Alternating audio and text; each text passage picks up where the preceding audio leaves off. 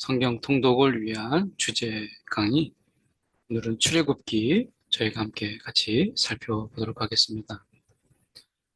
출애굽은 이스라엘의 출발점이다, 이렇게까지 말합니다. 출애굽의 배경을 설명하기 위해서 창세기가 있다라고 할 정도로 출애굽은 이스라엘에게 있어서 굉장히 중요한 그러한 사건이에요. 어떻게 보면 이 출애굽의 핵심적인 사건은 결국 예배다. 이 출애굽 전에는 이 아브라함, 이삭, 야곱 이처럼 개인의 이야기가 주를 이루었어요. 그래서 어떤 그 각각의 사람들의 이야기, 어떤 내러티브죠, 창세기가. 그런 이야기로 되어 있는데 아브라함의 이야기, 이삭의 이야기, 야곱의 이야기, 요셉의 이야기, 우리가 창세기의 주요 인물 4명이었다고 그랬잖아요. 이런 이야기들이 나오는데 이제 출애굽에서는 개인의 이야기가 아니라 이제 민족의 역사, 민족의 이야기가 시작돼요. 그래서 이스라엘의 출발점이 어디냐라고 할 때는 출애굽, 이 출애굽이 이스라엘의 역사, 민족의 역사의 시작이다. 어떻게 보면 430년 동안 노예로 있다가 해방되는, 어떻게 보면 우리로 이야기하면 독립기념일 같은 이런 날이죠. 이런 날이 출애굽의 사건 속에 포함되어 있잖아요. 그런 의미에서 굉장히 출애굽이 중요한 의미가 있다. 여기서 좀 더 확장해서 보면 이 출애굽의 이야기는 나중에 요한계시록과 연결돼요. 요한계시록에서 보여지는 이런 심판의 모습들, 이런 심판의 모습들이 출애굽에서 나타난 10가지 재앙의 심판, 이 재앙과 굉장히 유사점을 가지고 있어요. 그래서 출애굽의 이야기, 구약의 이 출애굽의 이야기와 신약의 요한계시록에서 나타난 출애굽의 이야기가 이렇게 큰 성경에 큰 가로를 이루고 있어요. 그래서 이 출애굽의 사건은 매우 중요하다. 이 출애굽이 이스라엘 백성들이 힘들고 어려울 때마다 이 출애굽의 역사를 재해석함으로 인해서 그들이 힘을 얻고 용기를 얻죠. 그래서 이 출애굽의 핵심적인 사건은 애굽을 나왔다라고 하는 것으로 끝나는 것이 아니라 왜 나왔느냐, 이것은 예배 때문에 그렇다라고 하는 것을 보여주고 있고요. 그렇기 때문에 20장 이후에 우리가 이제 이 하나님과의 신에서 언약을 맺고 하는 20장의 이후에, 특히 25장 이후에는 성막의 이야기가 핵심을 이루어요. 그래서 결국 이스라엘은 예배 공동체다. 예배 공동체, 애굽에서 나와 가나안 땅으로 가는 장소 이동, 애굽이냐 가나안 땅이냐는 장소 이동보다 예배하는 공동체, 예배함이 없던 그들에게 이제 예배하는 공동체로 바뀌었다라고 하는 것이 굉장히 중요한 거죠. 이것은 이 예배 공동체가 굉장히 중요한 것은 그들은 제사장 나라잖아요. 그 제사장은 뭐겠어요? 예배를 주관하는 것이. 하나님 앞에 예배할 수 있도록. 그래서 이스라엘의 민족의 특징은 예배 공동체다라고 하는 것입니다. 예배 공동체인데 노예의식에 사로잡힌 이스라엘이 예배할 수 있어요? 세상의 노예로 잡히고 세상의 황금, 그런 숭배 사상에 내가 사로잡혀 있고 세상의 어떤 가치관에 사로잡혀 있는 자들이 하나님을 예배할 수 있어요? 없죠. 노예로서는 예배할 수 없어요. 그래서 자유함을 주는 거죠. 이 자유함으로 예배하도록 그들을 애굽에서 나오게 하신 사건. 이것이 이제 출애굽이죠. 출애굽의 이 1장부터 18장까지 보면 배경을 좀 알 필요가 있는데요. 왕조가 바뀌어요. 요셉을 알지 못하는 새 왕이 일어나서 애굽을 다스렸다. 이게 이제 출애굽 1장 8절에 나오는 거죠. 그러면 그 전에 출애굽 창세기의 마지막 장면들을 우리가 보면 야곱이 죽었을 때 이 향 처리를 하는데 일종의 미라를 만드는 거죠. 근데 40일 약품 처리, 향 처리를 하는데 40일이 걸렸다라고 돼 있어요. 바로가 죽었을 때가 42일 동안 약품 처리를 하는데 대등하죠. 애곡을 야곱이 죽었을 때 70일 동안 했다라고 하는데 바로가 죽었을 때는 72일을 하거든요. 그만큼 야곱에 대한 이 대우가 극진했다. 바로의 버금같다라고 하는 것을 보여줘요. 그러면 요셉이 알지 못하는 새 왕, 그럼 요셉의 때가 어느 때인가라고 하는 것을 우리가 좀 알아야 되는데 이 애굽 사람들은 자존심이 굉장히 강한 그런 자들이에요. 바로 왕을 보면 굉장히 강팍하잖아요. 애굽이 굉장히 이 애굽의 역사를 보면 애굽이 굉장히 강한 자존감이 있는 그런 민족입니다. 그래서 17세기부터 150년 동안에 암흑시대가 펼쳐져요. 근데 이 애굽의 역사는 이것을 감추어요. 그래서 요셉의 기록도 애굽의 역사 속에서 17세기부터 150년간의 이 암흑 시대, 이 시대를 감춰요. 그랬다가 나중에 이제 한 역사학자에 의해서 힉소스라고 하는 이 기록을 발견하게 돼요. 힉소스 민족이 이제 침략하게 돼요. 이 힉소스 민족이 침략함으로 인해서 150년 동안 애굽을 지배하게 됩니다. 이 힉소스라고 하는 것은 융어 민족인데 기마 민족입니다. 근데 애굽은 농경 문화예요. 소 이런 걸로 끌고 다니는 거죠. 그런데 농경 문화인데 기마 민족이 기마병으로 이제 그들이 무기를 장착하고 달려들면 기마병이 이 농경 문화 속에서 기마병은 굉장히 무서운 존재가 되는 것이죠.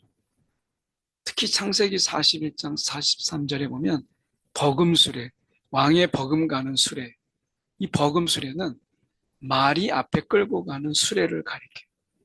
그 말이 없는 이 애굽의 문화 속에서 말이 끄는 수레가 있었다라고 하는 것은 애굽 민족이 아니라 힉소스 왕조가 그때 지배하고 있었을 때였다라고 하는 것을 보여줘요.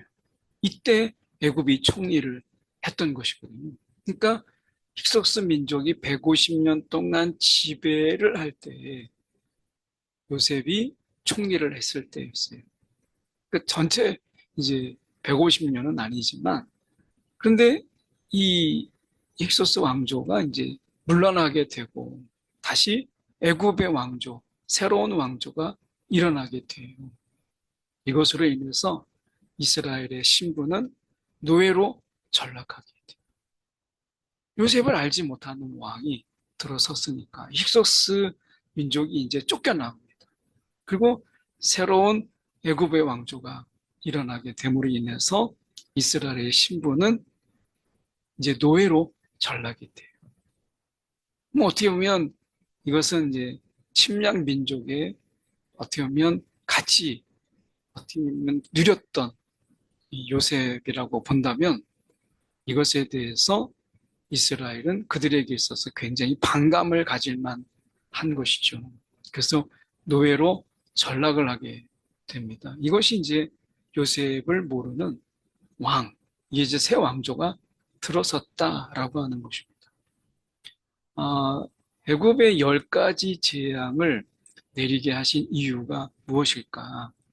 이것은 애굽의 다양한 그리고 중요한 이러한 신들, 그다음에 애굽의 이 중요한 신들을 10가지를 재앙한 것이에요. 예를 들어서 먼지의 신, 이것은 세티라고 하는 것인데요. 이 먼지의 신이 있었고 개구리 형상을 한 풍년의 신, 헥토르죠. 그러니까 이 밖에 나일강을 이제 나일강에 신는데 그게 피로 이제 변하잖아요. 이런 것처럼 열 가지 하나하나가 애굽 신들에 대한 징벌이었다라고 하는 것입니다. 그래서 이 열 가지 재앙의 중요한 이유는 뭐죠? 하나님이 어떤 분이신가? 이제 하나님을 알게 되리라. 하나님이 어떤 분이신가? 하나님을 알게끔 하기 위해서 열 가지 재앙을 내리신 거예요. 이 고센 땅과 가나안 땅 이 사이에는 이 비아바리스, 이 비아마리스라고 하는 해변길이 있었어요. 이것은 굉장히 특수한 흙인데 이게 흙으로 다져져 가지고 흙으로 이제 다져져서 거기에 사람들이 마치 도로처럼 다닐 수 있는 그런 곳입니다. 이 비아마리스라고 하는 해변길로 가면 놀랍게도 고센 땅에서 가나안 땅까지 6시간이면 도착해요. 근데 왜 하나님께서는 홍해 바다를 건너가게 하셨을까? 두 가지 이유 때문에 그래요. 하나는 이 국경 수비대가 있었어요. 한번 당해봤잖아요. 힉소스 민족에 의해서 지배를 당해봤던 애굽이 최정예 부대, 이 국경 수비대를 두었다. 그들과 싸워서 이길 수 있는 힘이 이스라엘에게 없었다. 라고 하는 것이고, 또 하나는 홍해를 건너가게 하심을 통해서 얻게 되는 영적인 유익 때문에 그렇다라는 것이죠. 그러니까 6시간이면 갈 수 있는 이 비아마리스의 길을 가지 아니하고 40년 광야의 훈련, 그리고 가나안 땅을 들어가게 하시는 하나님의 이 깊으신 뜻을 우리가 이해할 필요가 있어요. 우리가 이 마지막 재앙이 장자의 죽음이죠. 처음 난 것은 다 죽게 되는. 이것은 굉장히 하나님께서 치명적으로 그들에게 이제 더 이상 소원발 다 들고 이제 너희가 빨리 서둘러 나가라. 막 금은 패물 다 주고 그들이 나가기를 간청하는 이러한 데까지 이르게 되는. 그런데 하나님께서 이제 피를 볼 때에 너희를 넘어가리니 어린 양의 피를 문설주에 바르게 될 때에 죽음이 건너가죠. 이것은 하나님의 전적인 구원을 기념하는 것이에요. 이것은 궁극적으로 나중에 예수님의 십자가 그 보혈을 상징하는 것이죠. 예수님의 십자가 그 보혈, 그 피 흘림이 있는 곳에 사함이 있잖아요. 오늘 우리가 마땅히 죽어야 될 존재, 우리가 마땅히 죽어야 될 죄인이다라고 하는 것. 그런데 예수님의 그 보혈로 말미암아 그가 우리를 대신하여 십자가의 죽으심으로 우리가 죄사함을 받고 살아나는 것. 이제 예수와 함께 내가 죽고 예수와 함께 사는 자가 된 것이죠. 이게 유월절이에요. 이 유월절이라고 하는 것은 굉장히 중요한 부분이죠. 나중에 이제 신약에 가서 이 유월절의 이 부분들이 굉장히 중요하게 다뤄지고 있죠. 여기서는 중요하게 볼 것은 피를 볼 때에 너희를 넘어가리니 죽음이 넘어갔다. 하나님의 전적인 구원이다. 라고 하는 정도까지만 기억하면 좋겠습니다. 자, 홍해를 건너가게 하는 가운데 이제 홍해를 건너고 시내산에서 1년의 시간을 보내게 하시죠. 그걸 보면 바다를 건넜다라고 하는 것은 왜 건너가게 하셨을까? 6시간이면 가나안 땅에 갈 수 있는데 노예라는 정체성, 이 노예라는 정체성을 벗어나서 이제 하나님의 백성으로 거듭나게 하시기 위해서 바다를 건넜다. 이것은 마치 이 세례, 내가 세례를 기억나게 해요. 내가 예수와 함께 죽고 예수와 함께 사는. 우리가 세례가 이해가 되지 않으면 침례를 보면 잘 이해가 됩니다. 물에 다 깊이 머리까지 깊이 들어가죠. 그러면 내가 죽은 거예요. 그리고 다시 올라올 때는 내가 살아난 거죠. 죽었다가 다시 사는 거. 바다를 건너간다라고 하는 것은 이미 그들은 죽음의 바다를 건너간 거예요. 그리고 마른 땅을 건너서 바다로 나왔을 때 그들은 이 죽음의 바다를 건너서 다시 살아난 자, 거듭난 자가 되었다. 어떻게? 노예라는 나는 죽었고 이제 하나님의 백성이라는 나는 이제 하나님의 백성으로 거듭났다. 이것을 깨닫게 하기 위해서 바다를 건너는 거예요. 이것은 집단 세례의식과 같은 거예요. 그리고 그런 그들에게 하나님의 백성된 그들에게 이제 언약을 맺는 거죠. 이제 하나님의 백성으로서 언약을 맺어요. 내 언약을 지키면 너희는 내 민족 중에서 내 소유가 되겠고 너희가 내게 대하여 제사장 나라가 되며 거룩한 백성이 되리라. 이스라엘 백성들에게 사명을 맡기셨어요. 제사장 나라. 이스라엘을 부르신 것은 이 제사장 나라 삼으시기 위해서 그렇게 하신 거예요. 그래서 20장에 십계명을 수여하고 언약을 체결해요. 24장까지. 그리고 25장부터 40장까지가 성막 제작, 그리고 제사법, 삶의 규범 이런 것들. 거룩한 백성으로서 어떻게 살아갈 것인지. 너희가 제사장 나라로서 성막과 제사를 어떻게 드릴 것인지에 대한 긴 얘기가 있죠. 결국 출애굽은 예배를 위해서 출애굽이 있었다. 예배를 어떻게 드릴 것이냐. 너희는 예배하는 민족이다. 라고 하는 것을 보여주고 있는 것이죠. 율법과 언약으로 좀 좁혀서 보면 율법으로 말미암아 이스라엘 민족은 하나님이 무엇을 원하시는지 그들과 하나님의 관계가 어떠한지를 정확히 알 수 있었어요. 율법이라고 하는 것은 하나님이 무엇을 원하시고 그리고 무엇을 바라시는지에 대한 그리고 하나님의 관계가 어떠한지를 정확하게 율법을 통해서 그리고 그 언약을 통해서 보이셨죠. 그런데 치명적인 죄악이 있었어요. 출애굽기 32장. 금을 녹여서 우상을 만들므로 심각한 반역이 있었죠. 이때 모세가 생명을 거는 중보가 없었다면 아마 이스라엘은 아마 역사에서 사라졌을지도 몰라요. 어떻게 보면 이 모세가 목숨을 건 이런 중보 사역을 통해서 다시금 하나님께서 이스라엘 백성들을 이 제사장 나라 삼으시는 일에 계속되는 하나님의 은혜가 있었죠. 자, 성막을 우리가 건축하게 하신 이유가 무엇이죠? 이것은 임시적인 거죠. 성전이 아니니까. 그런데 하나님 중심의 삶, 그들이 이제 지형을 이룰 때, 어떻게 보면 각자의 지파별로 이렇게 나눠서 있을 때, 그 가운데 성막이 있게 함으로 인해서 하나님 중심의 삶, 너희 중심이 아니라 하나님 중심의 삶이 무엇인가를 깨닫게 하신 것이죠. 더군다나 시내산의 1년 동안에 한 것을 가만히 보면 언약 체결, 그리고 율법이 무엇인가를 가리켰어요. 그리고 성막을 건축했어요. 성막 건축. 이것이 1년 동안 그들이 했던 일들이었어요.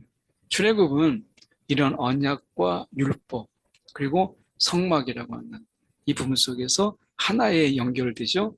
결국엔 너희가 제사장 나라. 지금 나라로 세워지려면 지금 경제를 살리고 뭔가 제도를 만들고 그리고 그들에게 있어서 군사력을 무기를 만드는 너희가 광야에서 무기를 만들어라 막 이렇게 해야 될 건데 언약 체결하고 율법을 공부하고 성막을 건설하는 이러한 시간들로 하나님께서 그들에게 이런 시간들을 허락하세요. 다르잖아요. 결국 하나님이 출애굽함으로 인해서 출애굽을 통해서 이스라엘을 어떤 나라 삼으시려고 했던가라고 하는 것을 분명히 보이신 거예요. 출애굽은 너희는 예배하는 민족이야. 너희는 제사장 나라야.